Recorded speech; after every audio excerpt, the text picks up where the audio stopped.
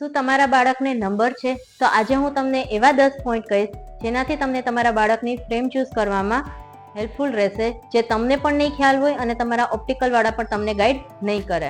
તો આવો જાણીએ આ 10 પોઈન્ટ કયા છે. Point number 1. પહેલા હું તમને ફ્રેમના પાર્ટ સમજાવીશ. આને લેન્સ કહેવાય, અને બ્રિજ કહેવાય, અને નોઝ ટીપ કહેવાય, અને હિન્જીસ કહેવાય, અને ટેમ્પલ કહેવાય, અને આને ટેમ્પલ ટીપ અથવા ઇયરપીસ કહેવાય. Point number 2. ફ્રેમનો શેપ કેવો હોવો જોઈએ? તો આઈડિયલી રાઉન્ડ અથવા ઓવેલ, જે મોટી સાઇઝનું હોય એ હોવો જોઈએ, ના કે રેક્ટેંગલ જે એકદમ પતલું હોય. Point number 3. લેન્સનું સેન્ટ્રેશન અને બાળકની આંખનું સેન્ટ્રેશન બંને એક જ પોઈન્ટ પર રહેવું જોઈએ. ઘણા બધાની ફ્રેમમાં લેન્સનું સેન્ટર બહારની સાઈડ હોય છે, જ્યારે આંખ અંદરની બાજુ હોય છે. એવું ન થવું જોઈએ. Point number 4.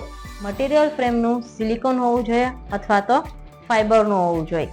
મેટાલિક બાળક માટે સિલેક્ટ ન કરવું. Point number 5. હાઇટ અને વિથ કેટલી હોવી જોઈએ?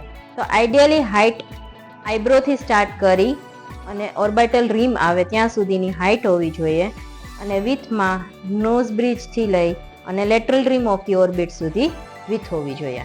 Point number 6. ટેમ્પોરલ પાર્ટ કેટલો અને કેવી રીતે હોવો જોઈએ? તો આઈડિયલી આ ટેમ્પલ પાર્ટ અહીંયા પ્રેસ ન થવો જોઈએ, અને સેકન્ડ થિંગ, સ્નગલી કાનની પાછળ ફિટ થવો જોઈએ. આઈડિયલી તમે પુલ કરો તો આવી રીતે ફ્રેમ બારે ન આવી જોઈએ. એના માટે ઓપ્ટિકલ શોપમાં આવી રીતે ઇયરપીસ આવે છે, જે તમે એક્સ્ટ્રા લગાવી શકો અગર સાઇઝ મોટી હોય તો. Point number 7. નાના બાળકો હોય 5 વર્ષથી નાના, એના માટે પાછળ ફ્લેક્સિબલ ટાયર્સ હોય એનો યુઝ કરી શકાય છે, અને આને હિન્જીસ કહેવાય છે. આ બી ફ્લેક્સિબલ અવેલેબલ હોય છે, જેનાથી બાળકોને જે ચશ્મા તૂટતા હોય છે એનો અટકાવી શકાય છે. Point number 8. ફ્રેમ એવી સિલેક્ટ કરો જે વજનમાં ઓછી હોય છે, જે ફાઈબરની પ્લાસ્ટિકની હોય છે, ના કે મેટાલિક. Point number 9.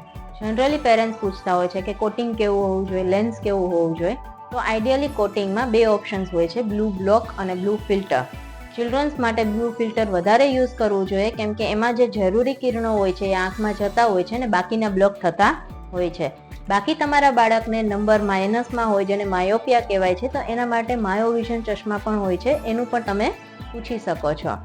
HMC કરીને કોટિંગ હોય છે, જે ગ્લેર્સ ને હેલોઝ ને એ બધું અવોઇડ કરતા હોય છે. એની બાળકોને બહુ જરૂર પડતી નથી. Point number 10.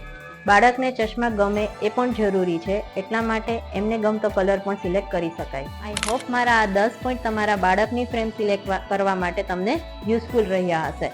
વધુ આવી માહિતીઓ માટે તમે અમારા ઇન્સ્ટાગ્રામ, ફેસબુક અને યુટ્યુબ પેજને લાઇક અને ફોલો કરો. Thank you.